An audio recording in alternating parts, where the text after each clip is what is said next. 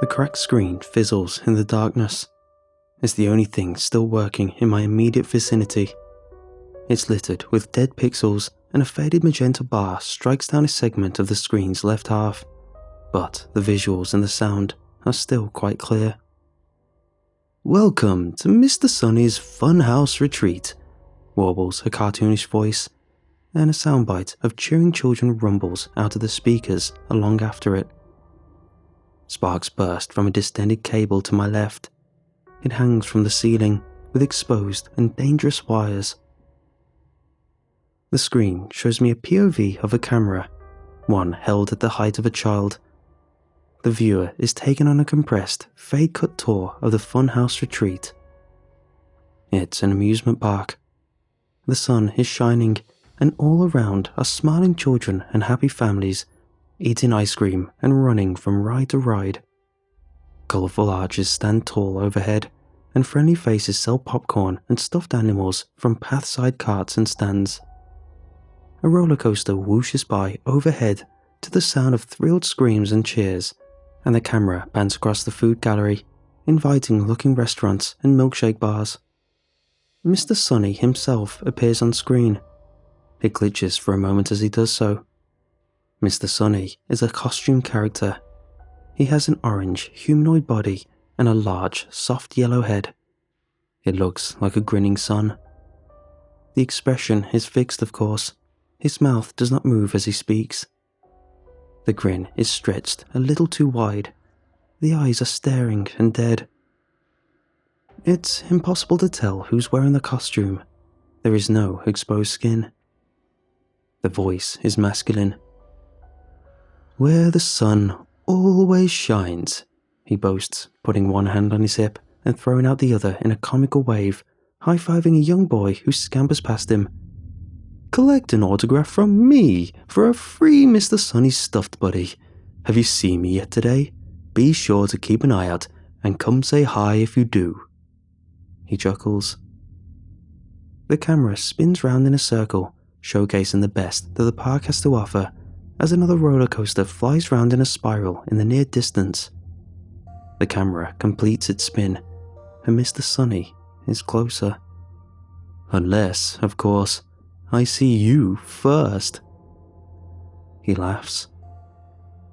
The screen glitches again. It shows us more of the park. More well-tended trees and clean pavements. Posters adorned with grinning characters and immersive interactive games and stands. The camera shows us the retreat's water park. Large sprinklers send out blasts of raining water, and children splash gleefully around in the puddles and pools. Mr. Sunny watches the antics from afar. "Not for me, thanks," he laughs, putting out his hands. "Mr. Sunny doesn't do too well with water." A kid squirts him with a water gun, and he jumps to his feet. "Hey, why you little..." The kid laughs and runs away as Mr. Sunny chases good-naturedly after him, shaking his fists in a playful display of mock outrage. The little movie fades to black. Then, after a beat, begins again from the beginning, looped. The cable to my left sparks up again, and I make a note of this location on my little map. This ruined section of Funhouse. The map is my work in progress. I've scoped out most of the park already tonight, moved pieces into place, prepared. I stuff the map back into my jacket, then step through the smashed and moss-covered double doors to the outside world. Clouds have passed over the moon, and it is darker now than it was before. All around me is ruin. Forest-eaten and fungus-conquered steel carcasses, enormous skeletons of rusted metal and cracked plastics, shells and hollow shadows of monuments once so proud and so bright. There is no brightness here now. All remaining traces of colour have faded and lost the shades of murky, unfriendly green and rotted brown. I shift my backpack a little higher on my shoulders. It's heavy but necessary. I can manage. My flashlight remains strapped to my belt. I do not wish to turn it on as my eyes have adjusted well to the darkness. I continue my walk along the path and past the ruins of what was once a gift shop to my right. The glass in the windows is all but gone, and a section of the roof has collapsed in on itself, taking some of the wall along with it. The gift shop stands opposite a scuffed statue of Mr. Sunny, standing tall and waving from the center of a green and sludge-filled fountain. Mr. Sunny's eyes have been scratched completely from his face. Black ooze leaks from his joints and from the corners of his mouth. The moon reappears from behind the cloud, and Mr. Sunny's shadow is sent long and dark out before him. I step through it and avert my gaze, carrying on along my way. Creeping vines slither beneath the concrete and the stone of the paths, and have cracked the walkway up at various and difficult to traverse angles. I don't want you to think that I'm not afraid of this place, because I am. I am terrified, and more than most would be. I pause to adjust my backpack again. It's nothing special, just the one I use for school. I tighten my belt. That's my dad's. I borrowed it from his tool shed. He won't notice. I pass by a billboard. The wording is hard to make out, but it boasts proudly the percentage of power that the park draws from hydroelectricity. There's a waterfall near the amusement park centre, one that cascades into a pool ringed with both real and fake fiberglass rocks, and this waterfall feature is pictured on the billboard. The exact percentage of renewable power, however, cannot be read. The statistic is lost beneath layers of grime and weather damage. As I'm looking it over, something creaks and groans in the darkness. The noise is a long, low screech, and it sends rivers of ice across my skin. I shoot a look back behind me, and then stand stock still, waiting, keeping my breathing level and listening intently for anything further. Something small skitters across the path beneath a rotted old bench. It's too fast for my eyes to catch it, but I silently pray that it's nothing more than a rat or a squirrel. I wait a little longer, but nothing happens, so I carefully continue on along my way. I check my map. Not many more places to go now, just a few more. Taped to my map is a picture of a young boy and a younger girl. They have their arms around each other and both are smiling. The boy is me, the girl my sister. The picture gives me courage, it gives me strength. I grimace and slide the folded map back into my jacket. Down cracked stone steps and round the park's hillsides I go. It's difficult now to tell where the pavement ends and where the wild grass begins. There are no beautiful, carefully cultivated flowers here anymore, just vines and dark ferns and hungry undergrowth. The branches of trees stretch out far across the walkways. They wind through smashed windows of stalls and have absorbed nearby long-defunct machines into their wood. Pushing aside a cluster of leaves, I find myself in a segment of the park I've always hated, even before its collapse. The spider's web. An enormous figure of 8, comprised of steel beams and tracks, is laid out across the ground and away from me into the shadows of the trees and wreckage. Smallish, cup-shaped carts are affixed to the rails at various intervals, each big enough for 3 or perhaps 4 people to sit in. And overhead, above it all, is a colossal steel wire web. Shoots and forest grind drip down from the web's intersections, and a monstrous, massive fiberglass spider perches across it, suspended forever in time, frozen mid-creep. Its eyes once glowed, but now they are dead and devoid of life. It looks almost as bad now as it did in my nightmares. "Dare you ride?" asks a provocative sign affixed to the section of the operating booth to the left. I daren't. Not today, nor any other for that matter. Instead, I take a deep, slow breath and step down from the concrete and onto the rails. I glance up at the great spider, childishly, as if it were going to suddenly burst into life.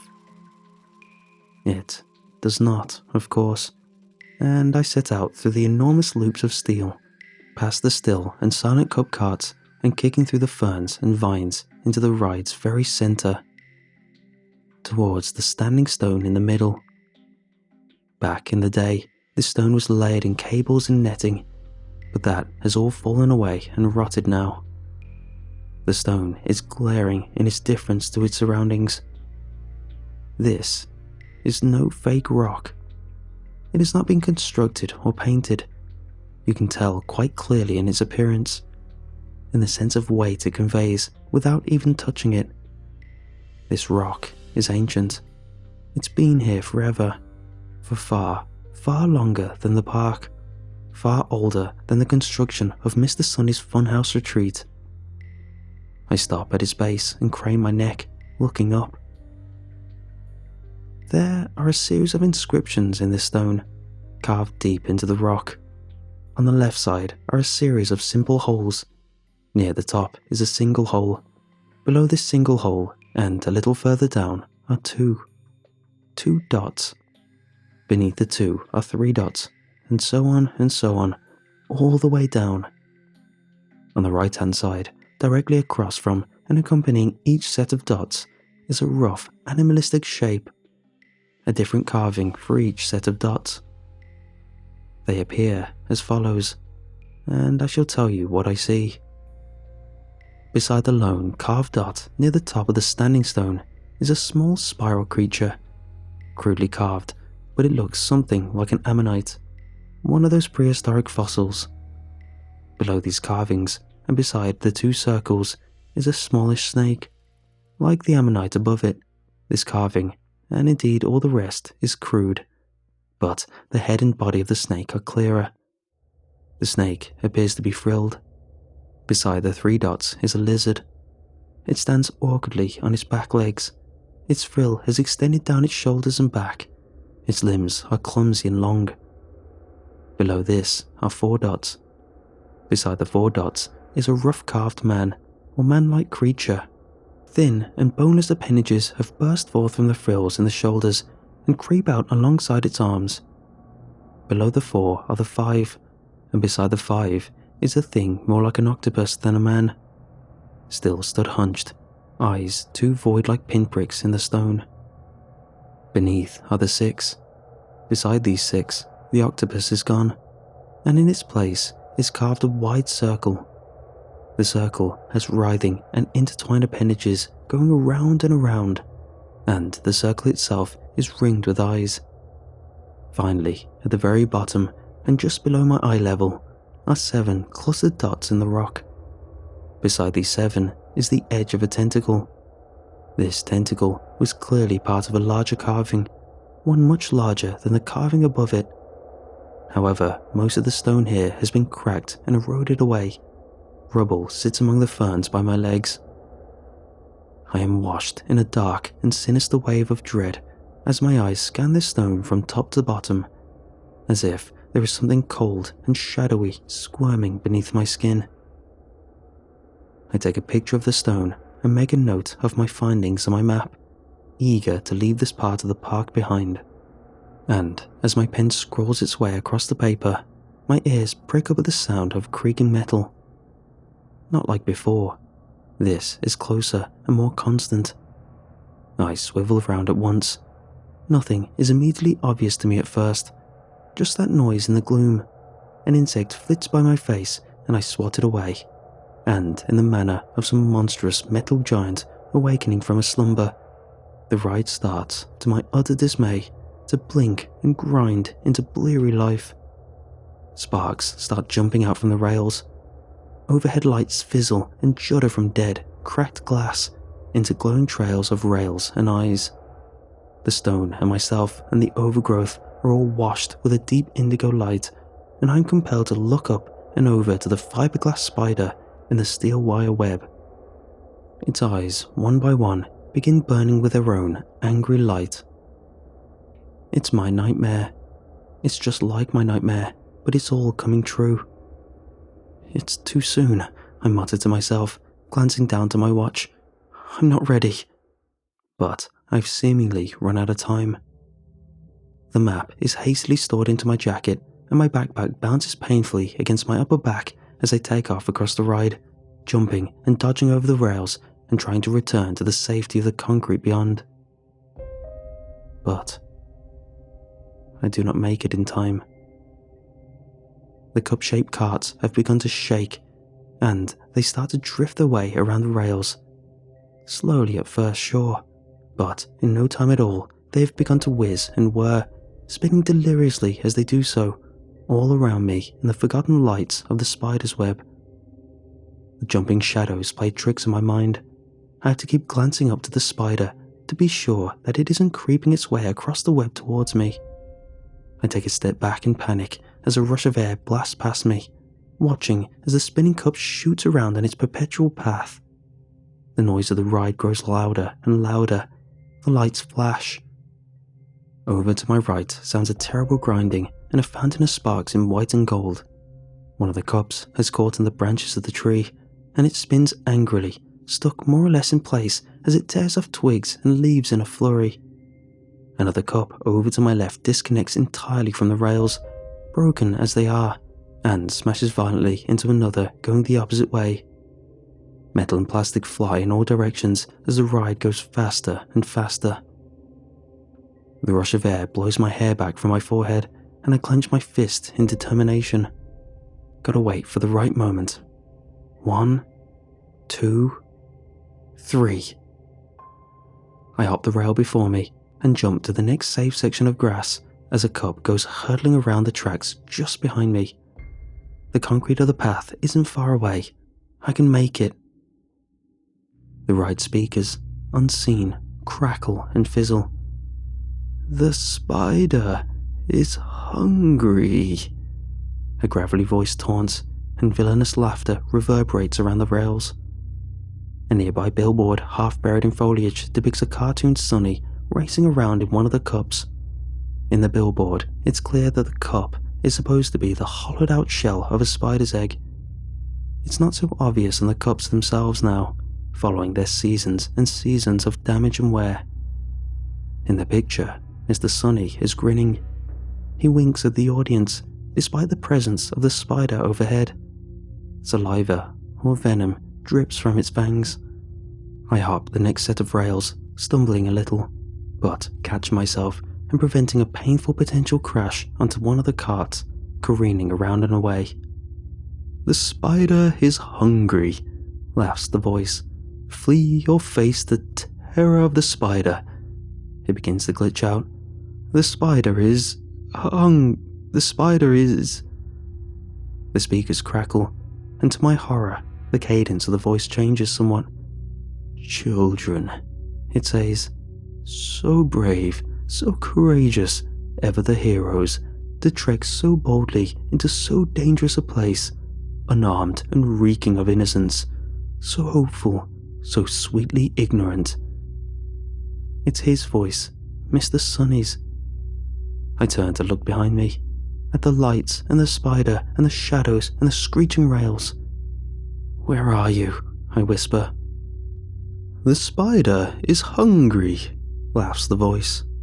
Sparks fly, and with a concerted exertion of effort, I jump suddenly forwards and scramble up one of the concrete steps, scrambling away from the danger, as the cup carts spin furiously round and around on their tracks beneath the watchful gaze of the spider. I don't have much time now. I take off at once, checking that nothing has fallen from my belt or my pockets as I consult the map. I take a sharp left and sprint through the ruins, past the old water park to the control center nearby.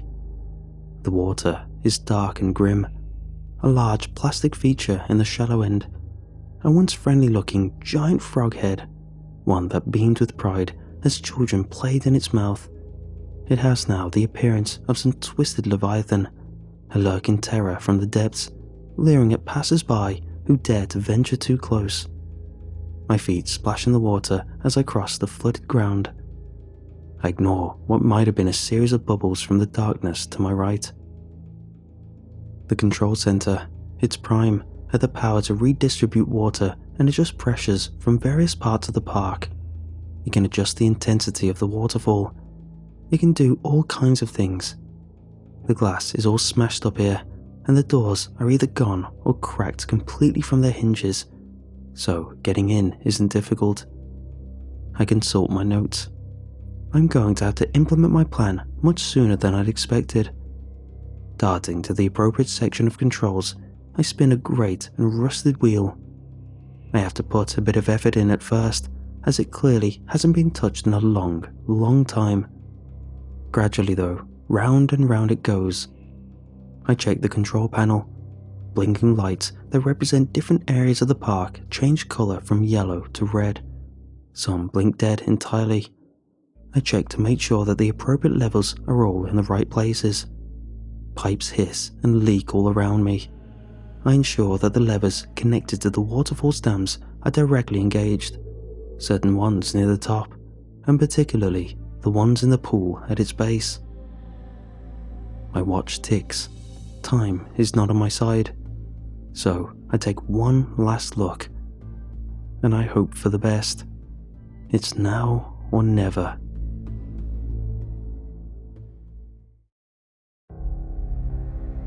I flee the control room as shadows dance in the corners of my vision.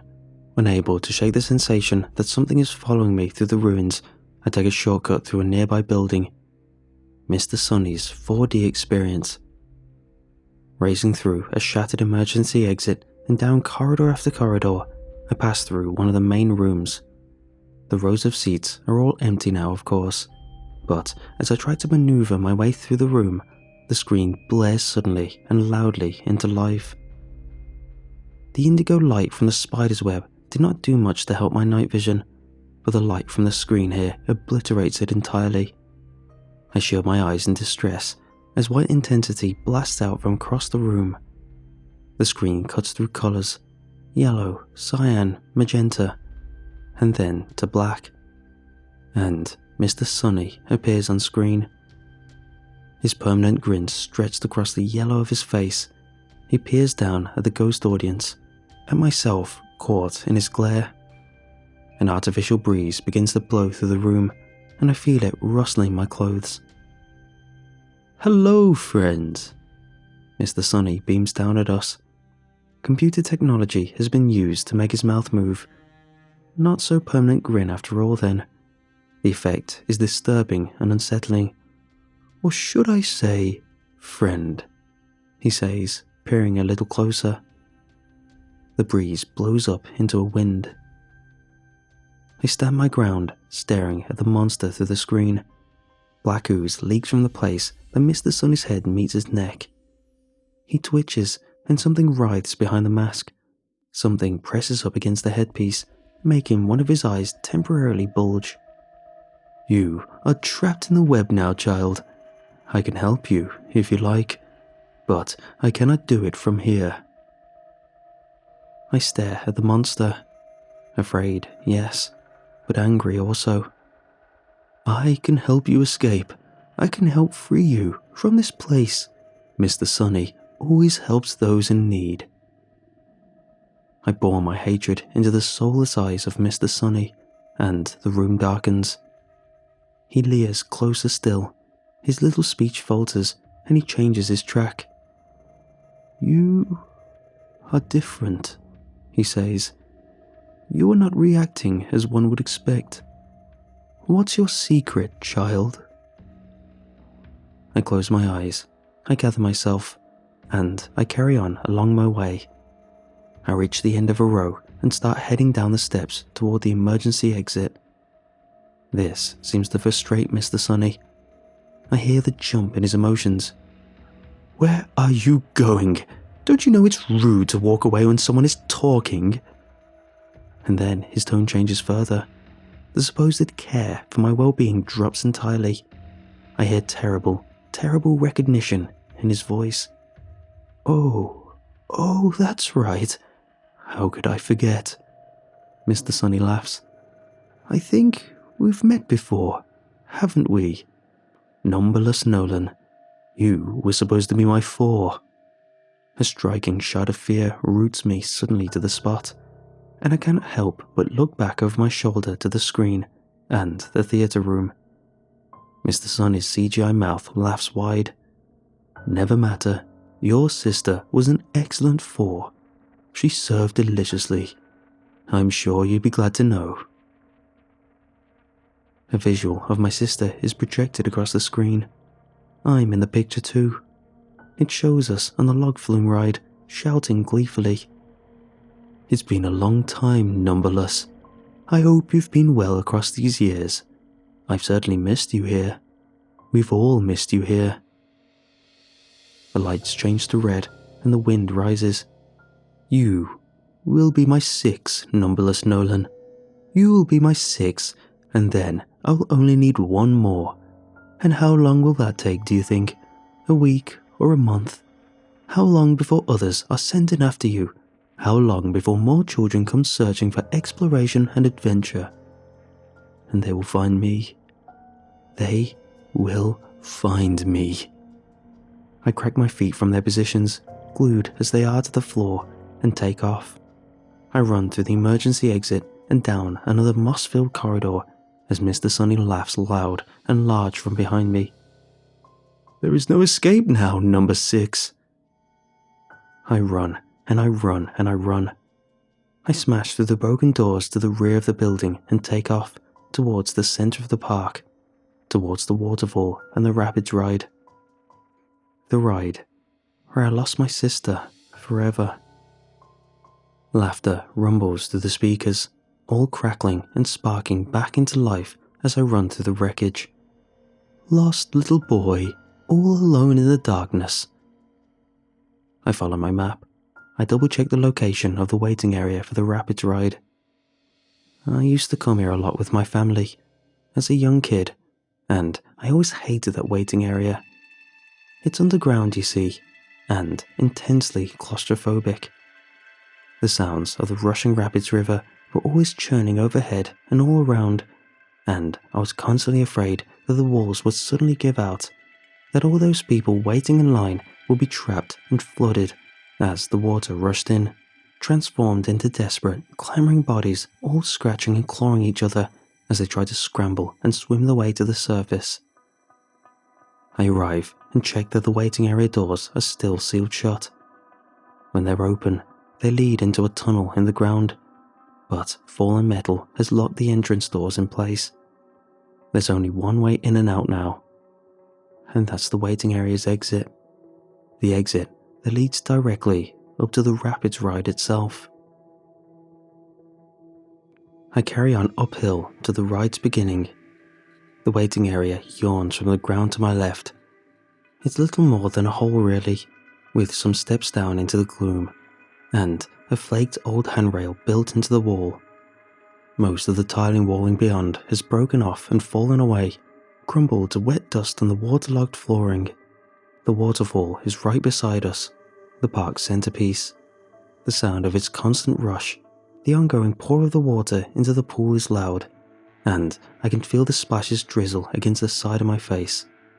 Puddles already forming on the ground beside me where the pool is leaking and beginning to overflow through the cracks in the fiberglass rocks that it lines. Leaning up against these rocks is the paneling from one of the rapids ride's rafts. It's large and roughly circular. It's the part you sit on, designed to look like wood, but it's actually made from hard plastic and fiberglass. It isn't connected to the raft, so there's no seats or sides, or any rubbery buoyancy ring or anything. Just a cracked, damaged old piece of a long broken raft, left here for someone to collect at some point, for someone to fix. But that someone never came. I look out over the wreckage of the park. The waterfall rushes to my right. The rapids ride quietly churns just behind me. And ahead is ruin. Show yourself, Mr. Sunny, I manage to croak out. Coward, monster. Shadows creep through the darkness. I take a step back, though I'm careful not to step too close to the rapids ride and the churning river. It has just restarted of its own accord. I can hear the machinery crackle into life. The water starts pulsing, and the ride groans and churns as the rafts begin drifting down the river. Though they aren't really drifting, of course. They're not floating.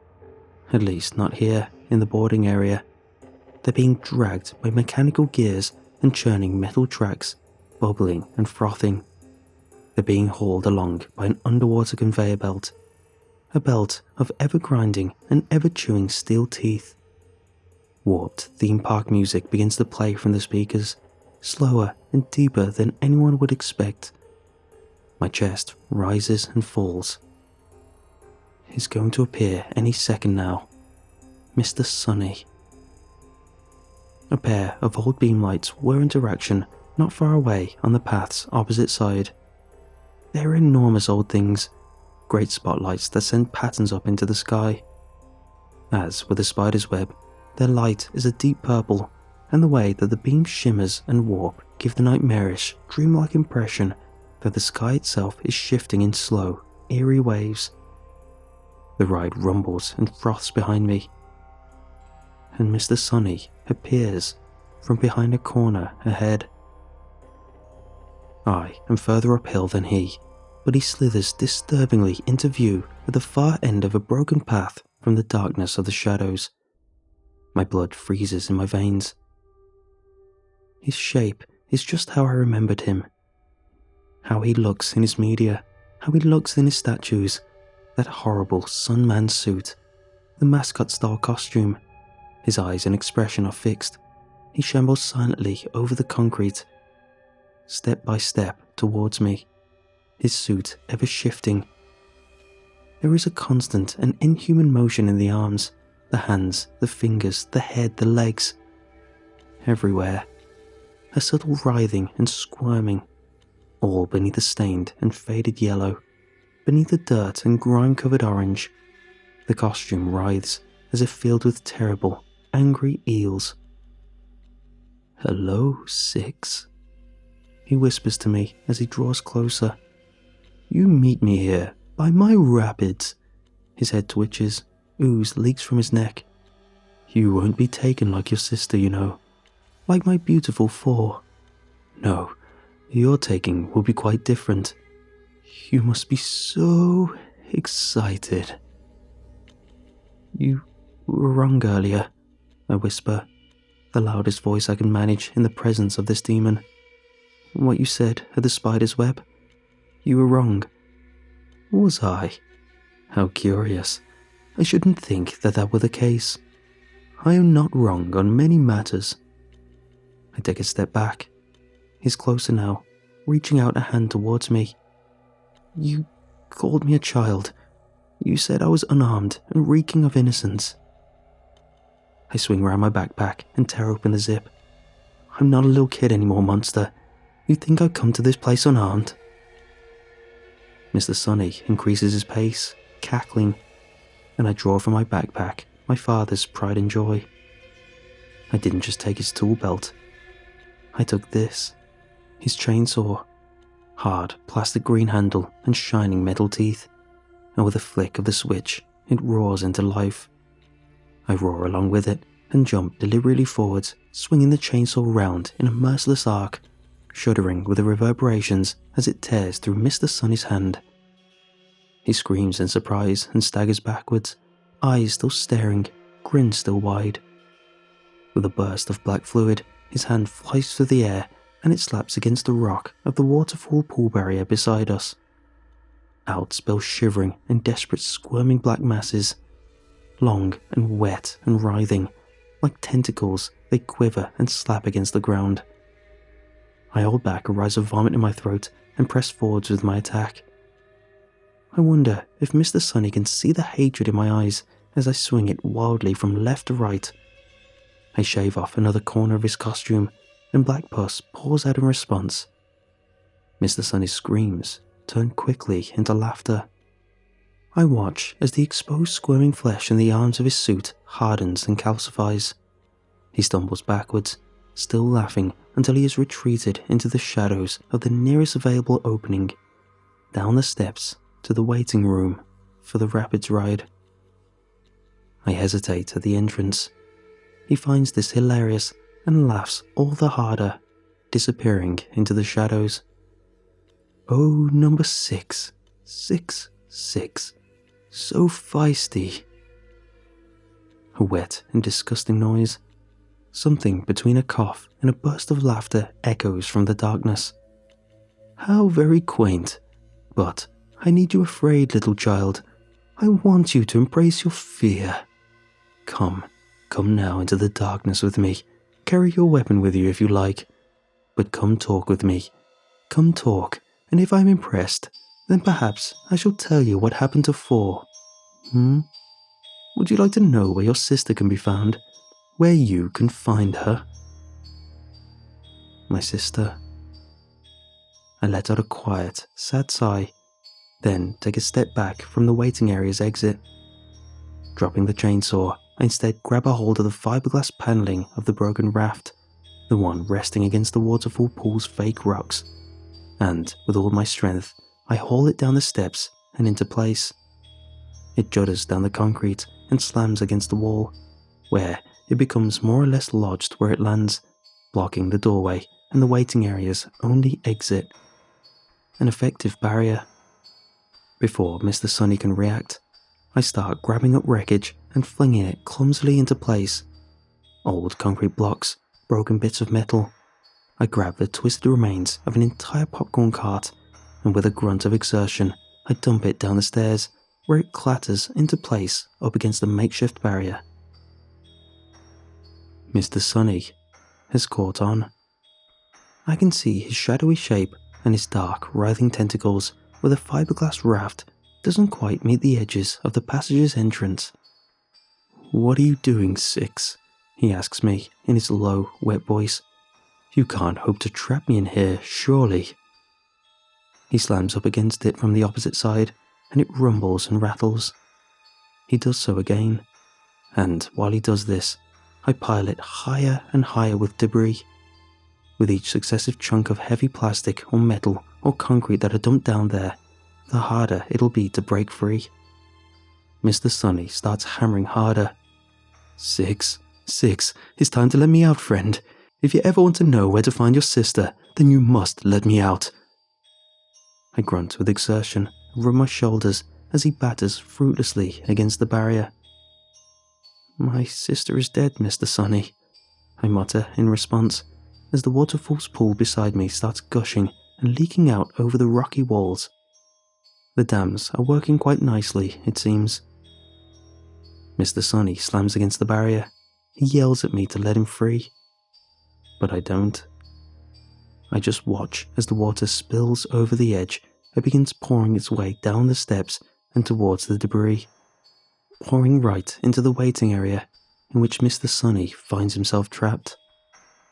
I use the chainsaw again, where I'm able to cut away sections of the fiberglass rock wall, the border to the waterfall's pool, now brimming and frothing and dangerously overflowing, and more water begins pouring out and directly down the steps. It splashes against my clothes, my shoes, drenching me as I work, but the water keeps flowing, faster and faster and faster. Mr. Sunny stops hammering against the barrier I've created. I presume he has slithered away to test the doors of the tunnel's opposite end. A shiver of vengeful electricity passes through me. He will find them sealed. There is no way out. The waterfall surges. It pours relentlessly down into the tunnel, more and more and more. Mr. Sunny begins to scream. I watch as he tries to slither a tentacle through a gap in the barrier. Before he can calcify it, I slice it messily off with a chainsaw. Ooze and bile splashes up across the fiberglass, and he screeches in distress. A few minutes more, and the rocky barrier guarding the pool has been entirely cut away in just the right places, and the waterfall begins to thunder more or less directly down into the tunnel, filling the waiting area as it did in my childish nightmares, drowning all those who wait within. Mr. Sunny screams at me. He makes me promises and he hints at greater truths and secrets. And I let him. I let him say whatever it is that he wants. Soon his voice is lost beneath the rush of the water. I sit on a piece of fallen billboard, and I watch and I wait until the entrance to the tunnel is entirely underwater, and then I wait a little longer. I wait until the rush of the water from the waterfall has filled the tunnel entirely, until it starts to pour and leak downhill as it rushes into the river of the rapids ride. And that's when I take my leave. I gather up all my belongings, I hoist my backpack up onto my shoulders, and I make my way back through the park. I think about my sister as I leave this terrible place behind. "Burn in hell, Mr. Sonny," I mutter as one by one the lights of the park blink dead.